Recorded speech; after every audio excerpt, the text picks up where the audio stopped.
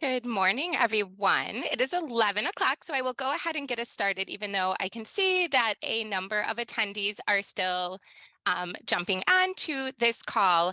I will start by saying to those of you that are here, I am Emmy. I am the Creative Services Manager at the Mount Prospect Public Library, and I'm also one of this year's co-managers of the ILA Marketing Forum board, along with Chris Frankoziak, who is the Deputy Director at the Lincolnwood Public Library. And in the past, the ILA Marketing Forum Board has done one mini conference a year with a few different speakers who usually speak back to back. And this year we changed that format a little bit. And instead of having a one-day event with 2 or 3 speakers, we are hoping to have 3 different speakers on different days and host those events virtually or in different places throughout the state of Illinois, to be more inclusive of all of ILA's members. Looks like we have a pretty good attendance right now, so I am going to jump right in and say that I am so excited to welcome Simple Truth to today's event. Simple Truth is an independent, women-owned creative branding agency located in Chicago. Their team helps clients uncover what's most important about their brand and communicate that message clearly. Simple Truth works with various clients from large corporations like Blue Cross Blue Shield to civic and nonprofits like City Colleges of Chicago and Respond Now. They recently helped the Mount Prospect Public Library with their brand refresh in 2021. And as an employee there, I can say their approach to branding has influenced everything from our recent strategic plan to our website redesign and so much more. Welcome, Rhonda, Steve, and Mick. We are so excited to get started. Thank you so much. And we're so excited to be here to talk with you all today about branding. We have a presentation that we've prepared and we'll take you through. We'd love to make this interactive, and there will be some fun interactive components to it in just a little bit.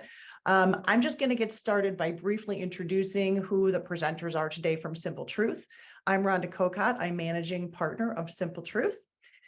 Steve Batterson is a partner at the agency and our creative strategy director, and Mick Pavlik is our director of brand sustainability. And Steve and Mick are going to be taking you through the presentation today. Turn it over to Steve to get us started. Fantastic. And we've switched it up by our photos here. Mick is wearing the sport coat, and I am not wearing the sport coat today.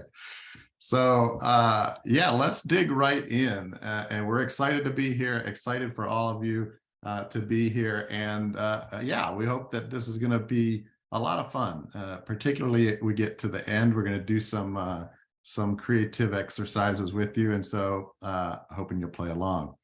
But for now, let's just talk a little bit about what we mean by brand.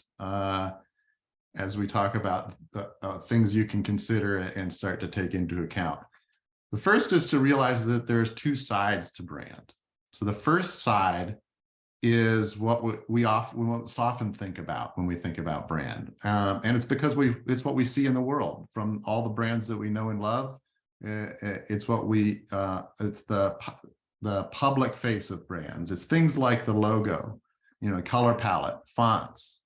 And that's kind of like a base of where it starts, right? And then sometimes you'll have a sense of photography style or guides. You might have illustrations that you use or graphics that you use, and you have usage around those or guideposts around that.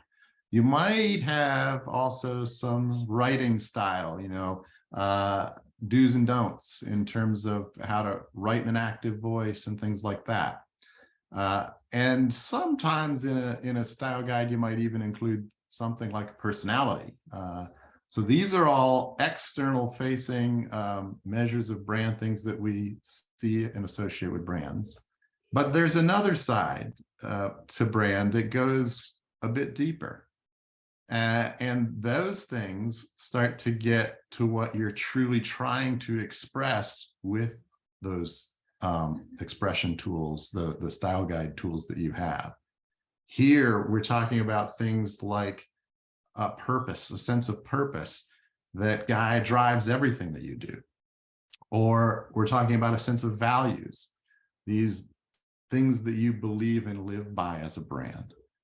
differentiators. So there's two kinds of differentiation, right? There's one that is how you're different than someone else. And another is how you are uniquely you. So what do you do? What does your library do in a way people find special or valuable in particular to your library? Might be something another library or another organization or a place, a competitor might be offering or doing, but each of you do it in your own way, and what's special or valuable about the way that you do it. And that's the kind of differentiation we really like to key in on. Or it could be a sense of action. So actions are a little bit like values, but they're more active, and you might, based on your brand and how you want to be, you want to choose some actions that your brand's going to always live by and live into. And so that's another thing that you can create in this area. And all of this needs to really match and authentically connect with the audience connection that you have and that you want to have with those that you serve and the community you're in, and also that real meaningful impact that you make. And so when you have these kinds of things, this side of brand, you start to provide focus and bring out emotion and inspire action for you and your staff and your audience. And that is really what brand is all about. And so that's what we're kind of going to dig into a little bit more today. And Emmy mentioned this at the beginning. Our approach is to sort of dig in to brands and help them find their simple truth. This is that essential core idea at the heart of what you stand for, that sense of purpose, and also leading into those differentiators or those values that are core to your brand, and then bringing those to life across your communications through those expression elements that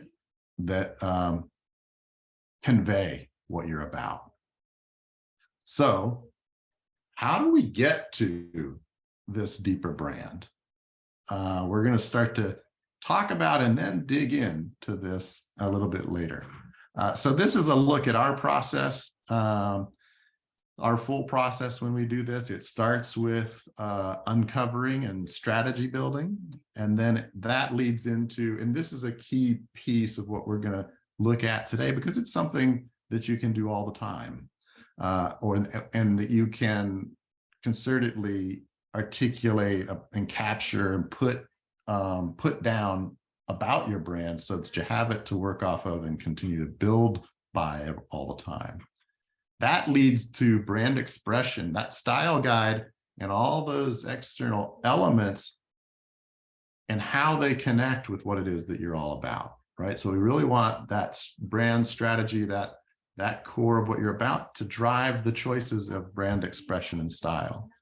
And then those two things combined lead to a logo that really captures and matches what your brand stands for.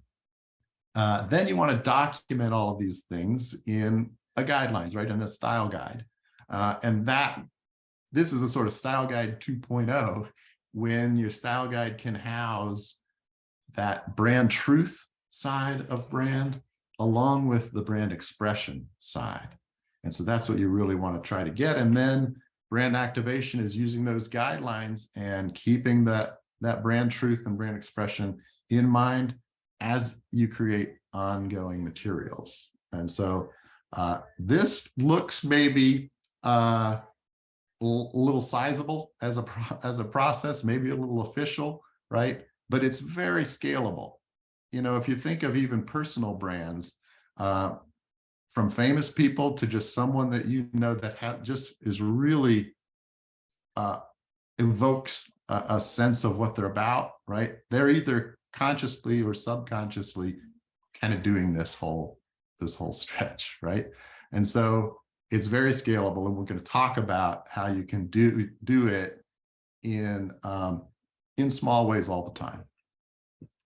But let's dig into uncovering when I say that word and what kind of that's about. You know, another term that you hear a lot is discovery.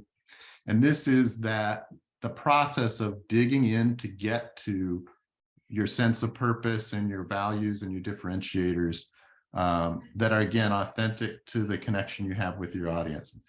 So in that, it's important to not just be thinking and talking amongst your internally, right, yourself or with your team about what those things are, right, what you think and feel those things are. It's also really important to talk to your audience, talk to your visitors, talk to your community about what they think your purpose and your value and your differentiation is. You'll learn a lot when you do this. And one thing that you gain is when you want to try to tell them things that maybe they don't know about, that you want to be about, you can do that in ways that really resonate with them because you did hear what's important to them and how they're thinking about your brand already. So that's a really good gain you can get out of talking to the outside world too. And then the horizontal is getting outside of thinking and talking, again, even with your team internally or with your audience in direct ways, right? Just having moderated conversation. Because in that, you lean into talking about and thinking about your purpose or your values or what differentiates you in ways that you're used to talking about, in things that you're used to saying. And you want to break outside of that a little bit when we talk about the ultimately brand helps bring out emotion and inspire action. Those parts of brand come from kind of having discussions and thinking about your brand in ways that are a little bit more creative. Write a poem about your brand. Have your audience write a poem about your brand. And you'll see what happens when you start to do those kinds of things. Whole other sense of your brand comes out. So we're going to experiment with this in just a little bit. So before we do get to trying some of this on for size, we want to look at a couple of success stories and share how we've done this. So one of these is going to be one that you're very used, you're going to connect with very directly, right? And the other, we hope you very much are inspired by as well. Mick, take it away for Mountain Prospect. Awesome. Thank you, Steve. So yes, naturally, we want to start with last year's Mount Prospect Public Library brand refresh. Some of you may have seen examples of the brand guidelines. I believe it was presented at a recent town hall, but we wanted to take a step back and actually share the steps that took place along the way. So we're going to start with platform. Our first step was to really start to define the brand platform. And as Steve described, a brand's platform is the core essence and essential idea of what your organization stands for. For Mount Prospect, that essence is a place for you. And that essence is defined as this: a partner, a resource, a cornerstone. It's adventure time, work time, family time. It's getting lost in a good book, feeling welcomed and heard. It's connecting with the community. No matter who you are, no matter what you're into, no matter where you're trying to go, this is a place for you to learn, to create, to grow. Welcome. Come on in. All right. And from here, next we explored how that brand platform, that core idea, can start to take shape. So we developed the 4 I's: insightful, imaginative, inviting, and impactful. These are key personality traits. It's an easy way to remember what the brand stands for and how you want your audience to feel when they're interacting with the library. The personality traits really serve as a guide for writing content as well as developing physical experiences.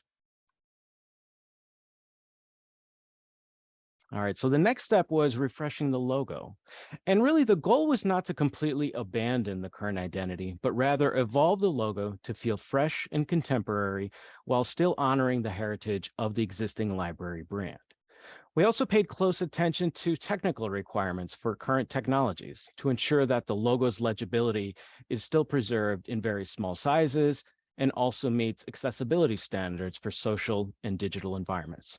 So things like making sure that the color is dark enough and making sure that the line weights aren't too thin where they disappear in small spaces. So that those are just some of the details that really you have to take into account when designing modern logos, essentially because of all the different digital environments that the logos need to live on. All right, next comes the visual expression. So what do we want the brand to look like? And what do we want it to feel like? Here's where we explore color palettes, fonts, and imagery. So we wanted to create an expression that is both vibrant and energizing while also being warm and inviting. So the photography feels real. So if you look, the images reflect authentic emotions and genuine moments. And really all of these elements on the page here combine to define the visual look and feel of the brand. Okay, so that takes us to guidelines. And this next step is really about consolidating all of the strategy and expression work to create a toolkit for how to bring the brand to life across all your communications and interactions. So everything from messaging samples and writing tips to rules around logo and color usage should be included in your brand guidelines. A document like this is vital, and everyone on marketing teams and creative teams should always have a copy at arm's length. And lastly, this takes us to the activation phase. And this is the exciting phase where you can physically start to see the brand start to take shape and come to life. And I personally was excited to see the new Mount Prospect sign in person a few weeks ago. It looks absolutely amazing up close. And Emmy actually shared with us in the middle there, some of the new library cards and key fobs that their team has recently created. I mean, these look great. They're just a ton of fun. And I also understand that there is a new website refresh on the horizon. So we are very excited and looking forward to see how the brand evolves in yet another key touch point. All right, that takes us to our second example, and it is the City Colleges of Chicago. And I'm going to kick it back over to Steve. Indeed, that is awesome, Mick. And I really love how the personality in case of Mount Prospect was, as Mick described, not just what Mount Prospect as a brand wants to be, but how they want people to feel. That's really interesting in terms of having a character, a sense of character of yourself that you also want to transfer. That's really interesting to think about. All right, so in case of City Colleges, this is one that just launched, and it has a lot of similarities, I think, in terms of how a community college or a community college system might relate to another institutional system like libraries or a library system. Real quick, we have a question here about how long the Mount Prospect process took. Mick, do you want to just field that real fast? That is a very good question. I would say typically the sort of platform discovery phase usually takes about 3 to 4 weeks to sort of, because there's a lot of really the research involved in uncovering what those truths are. Once we get into visual expression and identity, and sometimes those could be done simultaneously, usually those are another 3 to 4 weeks, because that's really where the play takes place. That's where you start to explore and have fun and start to see, you know, does this feel right or does this feel right? So definitely the exploratory phase of the expression is around 3 to 4 weeks. Then you get into refinements and documentation. Those go a little bit more quickly, maybe a couple weeks there. But I will say the activation phase is actually something that takes longer than most people think. It's something that can't be done overnight. I mean, if you think about the physical spaces and the resources it takes to update a physical sign on a building, and to start, if you think about all of the materials, especially if updating a logo and color palettes that start to be updated, that's where you really need to look out a sort of a phased approach to give yourself enough time to roll out some of those materials. So I would think start to finish, probably about 4 or 5 months, I believe, to where materials were starting to be produced for Mount Prospect. That's great. And in case of the examples you're showing now, as you can imagine, it's quite a bit more complex. And the City College's trajectory, or that journey, took us more like a year and a half, 2 years to finish out, right? And in this case, we did a lot of that research and uncovering phase was a bit longer and a bit more involved. And here we were able to really do a lot of workshops with key stakeholders. We did quantitative and qualitative research with students, faculty, staff, community influencers. We visited all 7 of the colleges and really talked with students on campus, things like that, to really get that out. And then we talked with the outside world. Some of those influencers were ways we could get even more viewpoint into what City Colleges was all about, and what City Colleges could become, right? And so with all of that, we then went into a strategy phase, developed a strategy for both the system, City Colleges of Chicago, and gave it a sense of purpose and a sense of differentiation that was shared all across the whole system, while building brands for each of the colleges, because each of them, you know, has their own personality, stands for their own take on what the whole system is about. And so we really wanted to build that out. And prior to this rebrand, City Colleges was always, even at this stage of even their logo types, was always very prominent, equal to, or in some cases overshadowing, the college itself a little bit. And so one of the core things that came out of that strategy was, how are we all linked, but how do we all stand out? And so it guided this shift in their logo type orientation so that the colleges could really shine. And then we took all of that strategy and all that consensus we'd built among all the colleges, and how they could be both individual and support each other, and we brought it to life. And you're seeing this in the city now, in terms of each of the colleges has a brand, and it's all being brought to life in advertising and marketing materials by each of the colleges and across the city. So that's a look at City Colleges. And if you're a more complex library system, for example, this would maybe give you a sense of what or a scalable version of what we could do for you. So it just gives you a look at another thing. And so let's turn the table a little now. Enough of us talking, right? And we really, the most valuable part of this is to play with you guys and hear from you. And so we really want to start to do that process, and we'll start easy. We'll start on the cognitive side. And so we want to have a conversation about a key question. And so I'm really hoping people will play along. The question here is, you don't just serve visitors, right? You are part of a community. You serve a community, you create community. So I want you to take a minute and just sort of jot down what's most important, not to you. So this question isn't so much about you, but it's from where you sit, what's most important to your community. So jot down just a couple of things that come to mind when you think about the community that you're in, the community that you have created, and what's most important to them.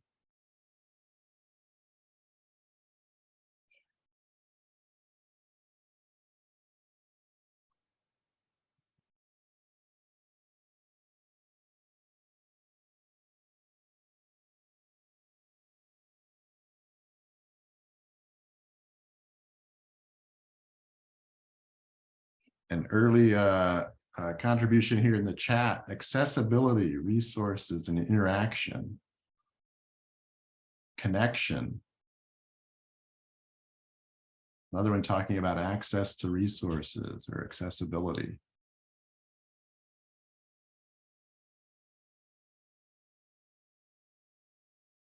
A sense of welcoming, yeah.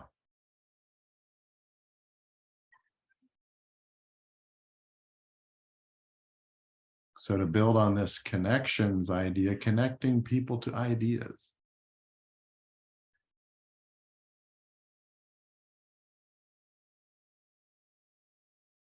Does anybody outside of the chat does anybody want to weigh in vocally?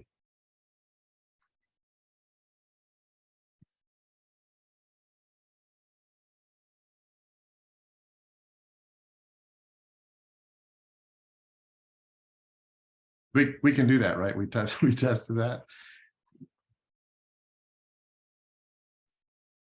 I know the panelists can at this point. I'm not entirely sure if the participants can at this point. Okay. Tamara, can the participants vocalize their thoughts currently? They raise their hand. Awesome. I can unmute them. Okay, great. Perfect. So if you would like to share, just go ahead and raise your hand and can make sure that you are unmuted. I think, Steve, I'll just jump in and Yeah, hit add it. something else. Looking at the comments, which I think are great. I think the comments are really focused on, what your library might be providing to the community. But outside, I think this question also can get to outside of Right. the library, what are the things that are happening in your community that are important? Right? Like what's on the minds of people, or what are the things that the community might be grappling with? Yeah, what are challenges that the community is facing? Yeah, the idea of a sense of welcoming that was brought in earlier, I was seeing that and interpreting that in a couple of different ways. One is in the library, another is like we're seeing here, a sense of community.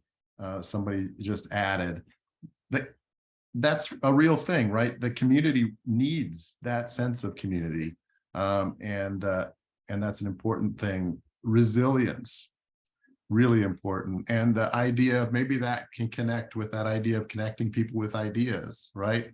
So that they can become more resilient.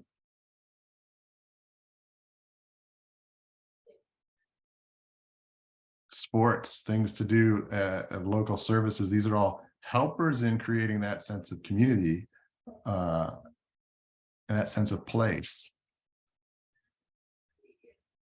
Diversity, yeah, representation. I like this comment that libraries are supposed to be a place where everybody can come and be themselves. When you look at even one of the things we did in the CCC uncovering was to talk about what's happened to the idea of community college and how that's been changed in our perception over time. And it really was and can be something much more noble and accessible. And the library is similar, I think, in terms of, does everyone really know what the library has historically been about being? And then the idea of progress has come in. So fantastic, a lot of great sparks, and you're starting to see how when you open up that thinking, right, into what the community is really needing and looking for and facing and dealing with, right? When you get to that higher level, you start to have some of these bigger things. And then how does the library connect with those things is the next step, right? All right, so let's look at another prompt that starts to come into, it's moving across on our horizontal, right? It's a discussion point, but it's a bit of an unexpected and a high intensity discussion, right? So we asked what's important to your community, and we've heard some of these things: a sense of community, a place to be themselves, stories and narrative, right? A connection to ideas. Thinking about those kinds of things and how you do connect with them. Let's give you this little walk back. Many of you might remember or be familiar with this, but in 1969, PBS had been established, and at the same time, what it was trying to grow and establish public television. but it was coming under threat of all of its funding being taken away and it essentially going away. They had made strong cases to be saved and for that not to happen. And they came up upon the wire of a congressional meeting that would decide whether or not to do it. And so Mr. Rogers was brought in to speak on behalf of public television and PBS. And he had a whole script of remarks that he had planned to talk through. But he got in there, he heard the discussion that was going on, he felt the room, and he felt the sense that they would not listen well or take well prepared remarks, right? He needed to do something a little bit more emotional, a little bit more true to him and to what he knows public television is all about. So he spoke from the heart, and he wound up asking if he could sing a song, and he sang a song from his show. And he moved the congressional committee so much that they gave the money on the spot at the end of his speaking. But the important part is he saw the brand that he was personally invested in threat of being no longer existing. You all serve a community. You all have an important connection to that community. If you were likewise facing not existing anymore, what would you say to save your library? So take a minute, think about it. And it may take a little to write it into the chat, but go ahead and take your time to write something in.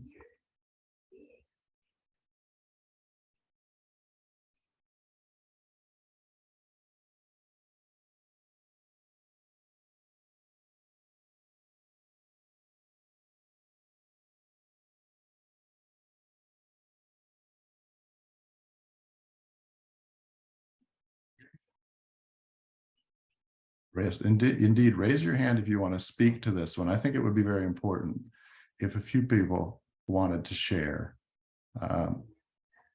You can also type what you want to say in the chat. It'd probably be easiest to share vocally.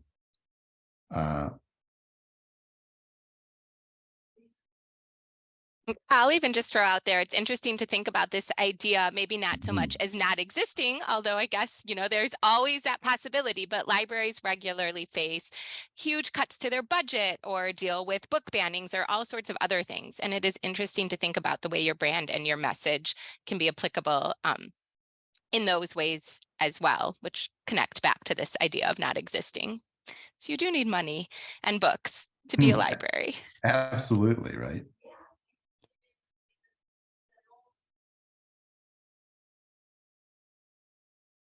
Anybody willing to play along have an idea of what they might say?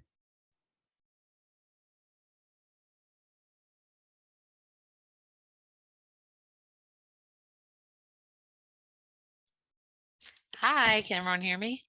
Yes. All right, this is Melissa Bradley. I'm from Fountaindale Public Library in Bolingbrook. I would say, our library is the cornerstone of the community. It's one of the only places that you can go without the expectation of buying anything. It serves an invaluable amount of purposes, from education through materials, through events, through resources. There is something for everybody here. And by removing that, you would be really putting the community in jeopardy. Melissa, thank you for that. Thank you for sharing. And that's a really important last word that you said, putting the community in jeopardy of missing out on all those things which are really kind of essential to life and to community. So you can scale, that's really important and fundamental. And even though you're not going to have that in every message every day, knowing that that's true and that's real is a big thing, and it can guide you to really connect emotionally with your audience.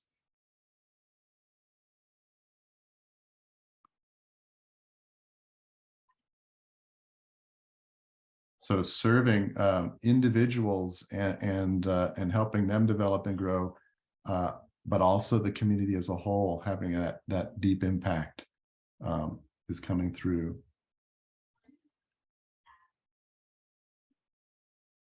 Can everybody hear me? Yes.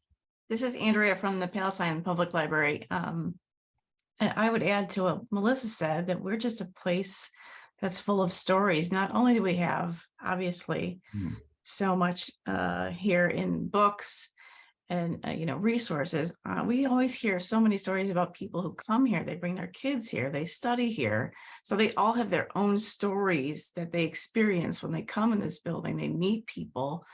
I've had interactions with volunteers that I've seen meet certain people, and that evolves into other parts of their lives that doesn't even involve us anymore. But this place is just historically so vital to how people connect again, and it's free, and like it's supposed to be open to everyone, and so that's more emotive and so much more meaningful on top of just all the things that we provide.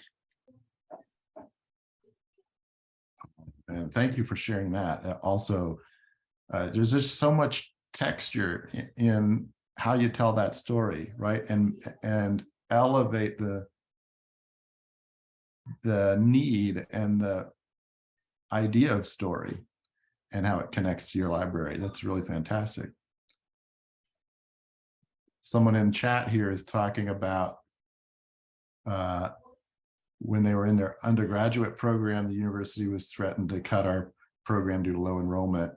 And even though we had 100% job placement after graduating, we fought and brought in so many alumni who shared their success stories and how their library science degrees helped them succeed later in life.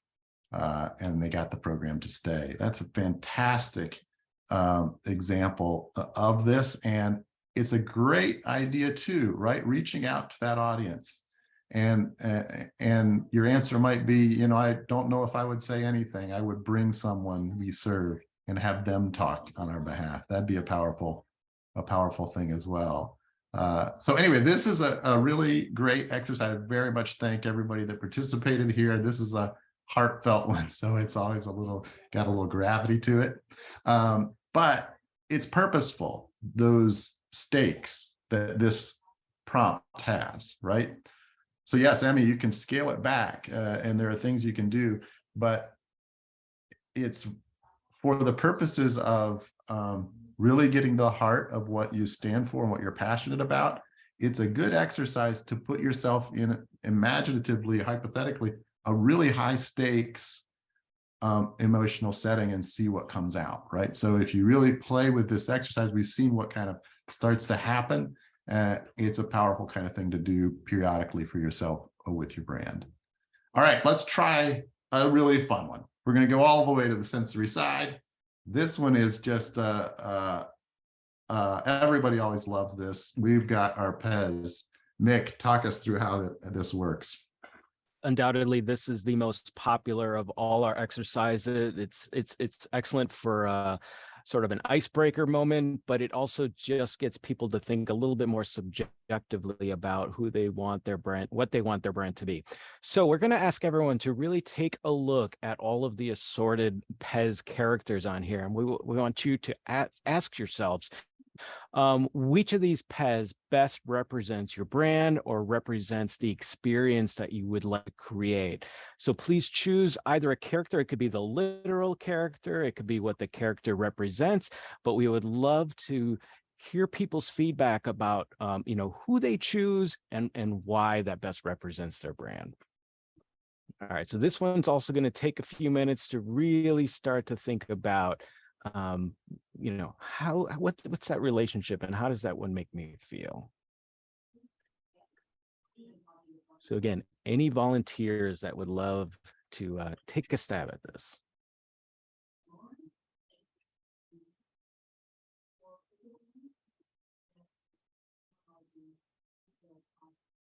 This one's one you don't want to overthink.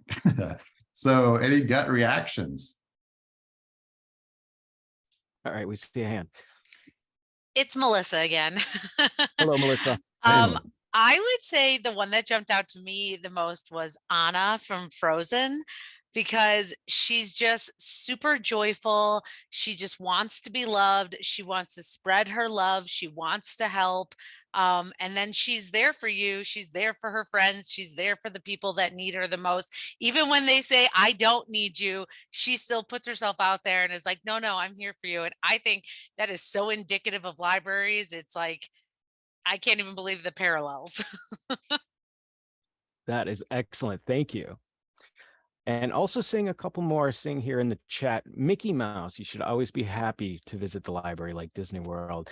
That is sort of an interesting, that sense of place and feeling of being welcome and feeling safe. Maybe to the degree of entertainment would be somewhere like a Disneyland, but definitely that place to be excited to visit and know that you're going to have a good time. I think Mickey Mouse is an excellent a metaphor there. All right, looks like we have a few more. Kermit the Frog, patient, wise, falls in love with a pig. Excellent. Also seeing a lot of sort of timeless, nostalgic comments. There was Snoopy classic, but timeless. Another Snoopy comfort, nostalgia, and fun.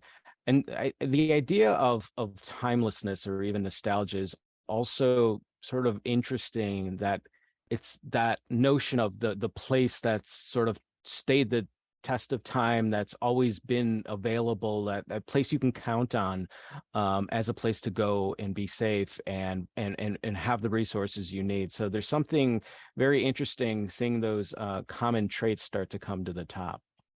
Mick, can I jump in and address one of the comments, which I really find intriguing and love, and I think is a good response that can be useful when we think about how brands inspire action, both internally and externally. And it's from Jennifer, and it says, I would love to aspire to be Kermit, but most days it feels like Eeyore best represents our patrons and staff these days. And I think that's such an interesting insight, because it shows that where you want to be and where you are, and in choosing and articulating that helps you and your team to say, okay, what's making us feel like Eeyore? And what are the things that we need to address to take us from Eeyore to Kermit? So I think this is a really good example of how powerful an exercise like this can be, that feels like a different way of thinking about your brand and talking about it. Totally agree, Rhonda. I was going to say the same thing. And that paying attention to the Eeyore side is inside what you're talking about there and critical, right? Like, you can, if that's how, as the comment says, you think your patrons are feeling these days, how can you recognize that and also create a sense of connection around that, right? And maybe even advice or support for that Eeyore side as you look to grow and come up with a way to grow where you want to go, right into the Kermit. Awesome.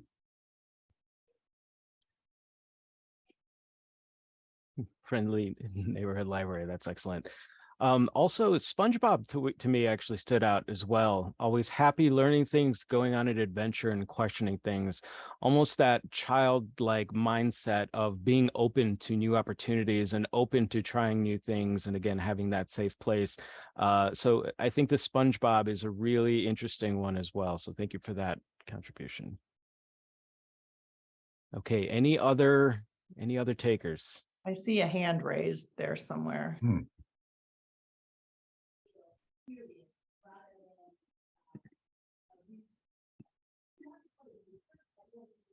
Hello, anyone want to share?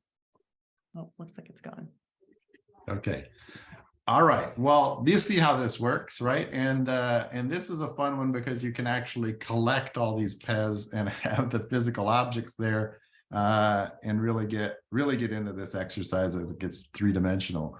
But it's a fun one. And so it gives you a sense. We have across the board, and it is important for yourself across the board, find really creative ways to start getting into what your brand's about and what you're feeling and your audience is feeling.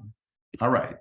So we want to leave you with a few things to think that you can think about regularly, right? A few takeaways to take with you, and then we'll open it up for a little bit of discussion. We've come down to 4 takeaway ideas. The first is, these are all questions you can kind of ask yourself. Is it simple, your brand and the things you're trying to communicate and the message that you're trying to put out? By simple, we mean easy to understand and to get. It doesn't mean basic. In fact, you ideally want to be conveying and embodying the greatest value and most meaningful impact you have with your audience, and that you want to bring them into, right? So ask yourself what that highest value is all the time, and then make sure it's clear. The second is it true? And we don't just mean factual or honest or real. We mean, is it aligned with what you stand for? Is it authentic to who you are, to the impact you aim to have, to the experience that you provide? Again, this material that you're creating, this piece of communication, again, down to that small of a tactical question, is this true to what we stand for in some way? When you write down what it is you stand for and get that deeper brand, some of those deeper brand elements, then it'll help you have a touchstone for this question. Is it relatable? And so when people get what you're about, so if I get what you're about and what you want to do for me, right? And how you can impact me and help me grow or achieve, and it seems doable, right? Then you've got me. Now you've not just got my attention, you're getting through, because it's really resonating with me. And even if it's a grand or bigger value, I'm seeing how it connects with you, and I'm interested, and I might want to know more. And then once you've got all that going, and it's simple and it's true and it's relatable, do they know what to do next? And so when we share what we stand for and show the experience that we're creating, the value is clear and they can relate. You want to make sure they know how to connect, right? And this can be including a link if it's a digital piece, right? So that you're offering them right away how to connect, what to do next. You're clear about the next action. Maybe you include a map if it's a printed piece of where you're at, right? To help them know where to find you. Anything, and there can be multiple things that you're doing, but you want one clear driver always of what you want them to go away and do. Is it simple? Is it true? Is it relatable? Do they know what to do next and how to connect with you? All right, that is what we have for you. And we open it up now to any comments or questions you might have for us about anything we've taken you through or done today. The only question that came up that wasn't fully addressed was, can the Mount Prospect style guide be shared? I have that. I'm going to do my best to try to share it right now with everybody. Gotcha. Thank you. Thank you, Chris. I could not get OneDrive to play nicely with the chat. I'll have to upload it to Google Drive, but I'll do this in one moment. Hey, Mick, I think it would be interesting for this group for you to just share quickly your story about what impact Mount Prospect Public Library made on you in your life. Yes, actually, I was extremely excited when Rhonda, you got the call about this client, because I grew up in Elk Grove, Illinois, and Mount Prospect was the library that sort of our school had aspired to, and our being an art student, our art teacher constantly drove us to the Mount Prospect Library because they were one of the first libraries in the area to have a color printer and a computer lab and some other elements. So Mount Prospect was a very big part of my my junior and my high school days. So it was extremely sort of rewarding to be able to come back, 20 years later and be able to be a part of evolving them from where they were even before to kind of moving them where they want to be in the future. So it was more of a personal passion project for me, and couldn't be more thrilled with the work that the team is doing and seeing how the brand is evolving and continuing to evolve. So that is my personal thank you story for the Mount Prospect Group. Well, that's awesome. So I'm seeing another question here in chat. So once you've put together a brand and a style guide, what's a simple way to get staff to understand how visuals can support these ideas? How's the expression side support the brand truth side of your style guide? An example is, why do I need to use this font or this when I'm wanting to use a different one?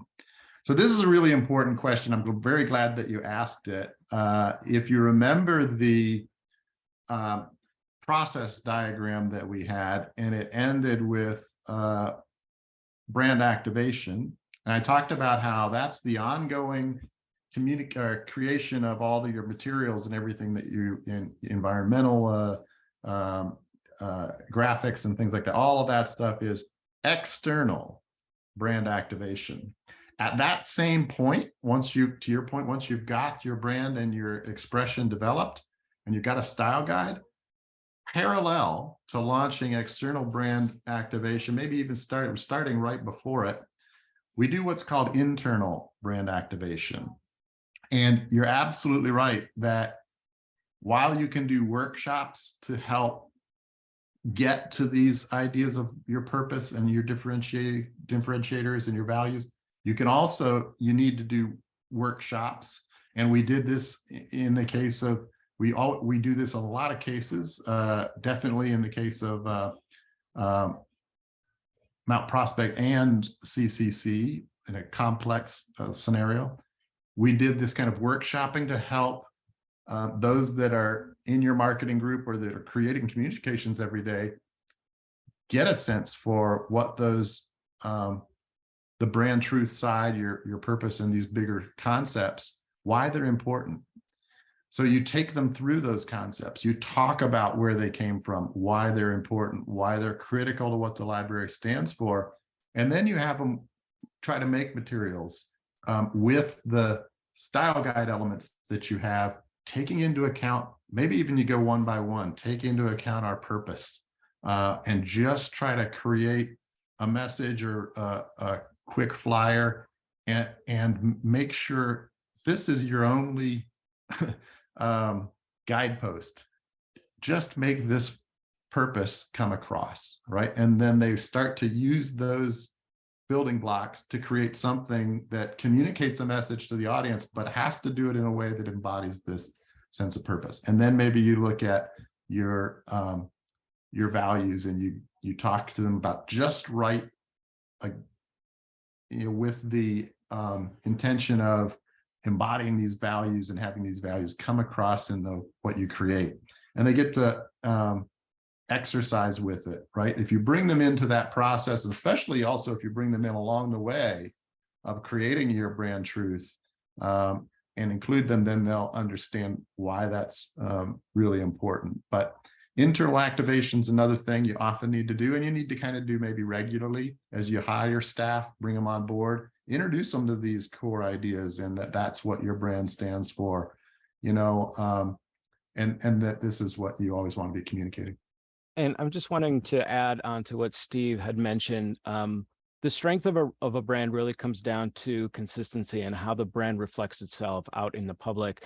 So having that consistent experience is why it's important for, having the same fonts, having the same colors, and even having the same voice and that same tone to reflect that a communication from here and a communication from here feels like it's coming from the same place and it still embodies the same core values. So consistency is key, and that is why it's so important that when guidelines are established that people follow them, because they're all those components put together helps to aid in a single cohesive experience, both internally and externally for your audiences. I see an interesting question here. What suggestions do you have when using these prompts to help staff not get lost in the details? So Steve, I think part of the answer to this question comes in using a variety of these different types of research, more cognitive, and then the more right. Yeah, absolutely. When we go across that scale, that's why you would do a PEZ exercise, and mixing them up, but also right after you have talked in a sort of straightforward way, it's good to do something very creative. It'll help break up any kind of rabbit holes that are developing, right? And start to get people thinking differently. And if you kind of feel your materials over some time are sort of starting to get a little, they don't have the gravity or the kind of depth that you want them to have, then it's a good time to pull people together and maybe do some of these exercises to reconnect with your brand. But absolutely, in the process, to help them get out of the details, mixing up the ways you probe and think about your brand is important. I see an interesting question at the bottom of the most recent one about, can a brand and style guide be created in conjunction with the strategic plan, or should one be created before the other? Steve, I'd like to weigh in on this as well, but for me, the strategic plan is really the foundational elements for what it's setting the goals and really determining what you're trying to accomplish. And ideally, a strategic plan could be created in conjunction, but I think really it shouldn't be done after the fact. It should really be a starting point, and then everything else should be built off of those foundational findings from the strategic plan. Right. There are definitely, you want, I would say, a bulk of the strategy thinking solidified, right? So there's sometimes a little way that some of that expression work can get started near the end of the strategy getting solidified, so can be just a little bit of overlap there. But ideally, you want the strategy, solid and in place, understood, the main concepts agreed upon before you head into creating the expression elements that are going to bring that to life. And then you saw that things like logo and even voice development within the expression, sometimes those kinds of things can overlap a bit, right? If you have a naming tweak that you need to do as well, something like that, that can not have to come totally after developing some expression elements. Those kinds of things can start to overlap a little bit too, just in terms of process. But there's a question about oh, sorry, I lost the question. What in a style guide, what are the must-haves? They're in progress of creating theirs. So what would you say are the must-haves in the style guide? Interesting question. Go ahead. Yeah, there's definitely some basics in terms of, and as I went through that list, you've got your logo, your font, your colors. Those are definitely some basics. Then I would say that if you have an imagery style, or you can have an approach to imagery, that's also important. And then voice is one that very much gets missed a lot of the time. But if you can have a sense of how you want create some descriptors, personality sort of descriptors that you want your voice to really embody, a way of writing and talking that comes across, right, all the time in everything that you do, that can get very recognized and really resonate with your audience. And it's a very key thing that oftentimes just becomes more tactical writing guidelines. those are important. But on top of that, if you have a deeper sense of what you want your voice to really be like, do you want to be always wise and simple, or do you want to have be very personable and have wit? It's important to come up with what you want that to be in a way that matches what you're all about. So those are, I would say, the fundamentals. Yeah, I agree, Steve. My answer would be like as much as possible, ideally, but at minimum, people do tend to only focus on logos, colors, and fonts, and voice definitely, whether if it's a voice style guide, or even I think personality traits, as Steve started to touch on, are really important for defining the tone of what you sound like and how you want people to feel as they're reading. So I definitely think that organizations should remember to focus on voice as well as some of those other ones. I think the areas like illustration are not always part of a brand, and those are the areas where, unless there's a specific illustration style, a lot of times iconography, there's specific styles. Even some have video and audio styling, which depending on the types of mediums that they communicate with, might also be included as well. So it really depends on the organization and to what level of and the amount of communications that they make. But at minimum, it should be the basics for visuals and voice. And I also see a question: how often do you suggest to do a brand refresh? And really, there's not a set time. It really comes down to evaluating how is your audience connecting with the brand today. Does it feel like there's certain areas that can be refreshed? And when we talk about a refresh, it doesn't necessarily mean everything. Not everybody changes logos out very often, or things like color palettes or shifting fonts actually happen more frequently. To us, brands are really they're not a static component. They're evolving, living, breathing elements that shift as necessary. So throughout time, elements of the brand should be changing and should be evolving as different needs, as different technology needs, and as different audiences shift and different strategies are put into place. Is really what should be determining when and what components of the brand need to be updated or refreshed. And again, it's all in the guise of making sure that you are connecting with your audiences. Yeah, and then I would add to that the brand truth side, the deeper side of brand, is meant to be more longevity, and the expression side is where you do want to keep that contemporary, so you now and then refresh those expression elements. But the less often would you need to you want to create that core of your brand to be something of bedrock that's going to kind of last you a very long time.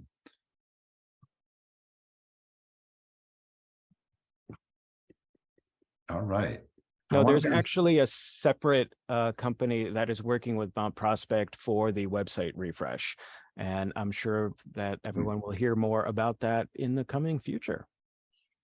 We did provide them with our entire brand guidelines. So I have been working with a company that we are using to make sure that it matches our brand. So again, having that in place was really important moving into that project. So it was great to have that document. Mm-hmm. Awesome. So there's only two questions based on my records that I don't know if we've had the opportunity to answer just yet. And the first of those is, so once you put together a brand and style guide, what's a simple way to get staff to understand how visuals can support these ideas? Example, why do I need to use our font on a sign when I want to use a different one? Getting sort of like a staff buy-in is always a challenge for us in the marketing world. So if you have any quick tips on how to get that buy-in, I think a lot of us would appreciate that. Yeah, that's great, Chris. And that's where that internal activation that it can really be key, so that can happen in two ways. So you can, as you're building or refreshing or addressing the brand, you can divide, come up with a way to share or include more people so that they can have a sense of what's going on, right? That's always helpful. Try to decrease the sort of ta-da of things when you can, and then they'll feel like they're connected to it. And to do the same kind of workshopping with them that you did to get all those ideas, to get them connected with those ideas. So you share that. And that's something you can do in onboarding process or regularly as you hire new people on too. Jump in quickly and say, and I know I want to be conscious of everybody's time and we're Yeah. 5 minutes after noon, Yeah. that I think you did touch on that a little bit already, and that I'll say from working on building a brand that it was so great to have that process like you talked about, where we worked with staff while building the brand, because it made buy-in a lot easier. So, but yes, I do realize it is 5 after 12 already. So I do want to be conscious, because Yeah. we're really appreciative of you joining us. If you have time for one more question, great. If not, we are perfectly happy to wrap things up and really appreciate you joining us. Sure. Yeah, if you guys do, or whoever wants to stay on for it can. Chris, what was the other question? Sure. So one actually just rolled in too, but the one that I have written down is, as for marketing materials, what do you recommend as far as freebies, like giveaway merch? To me, freebies should be functional for people to hold on to them and continue to use them. What we don't want is to have freebies that people take, look at them, bring them home, and then throw them away. So things that may be reusable are huge components. So things like, those bags, to be able to, those recyclable bags that people can take back and forth to the library. It also is a way to generate awareness of the, identities, be able to have that logo out in the public. Things like water bottles, just in our minds, we always try and think what's going to have a little bit more longevity and a little bit more shelf life.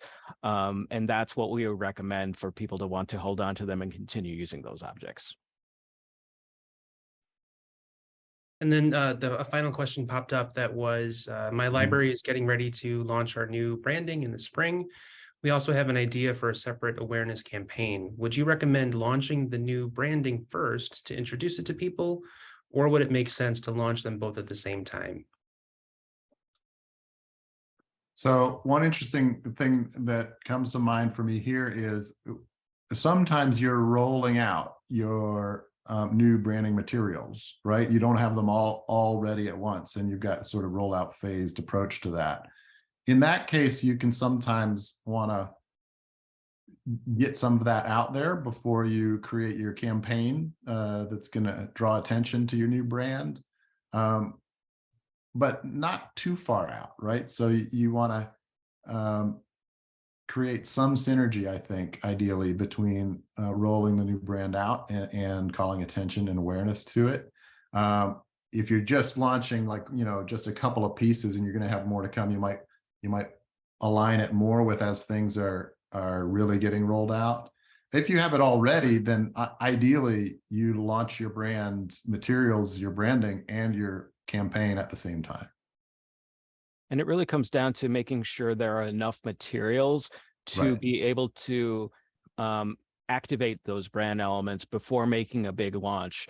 So it's really timing it with some of those new, whether, that campaign with either environmental signage or, things like websites or high visibility communications. If you have all those already in place, then that's a perfect time for a large announcement type launch.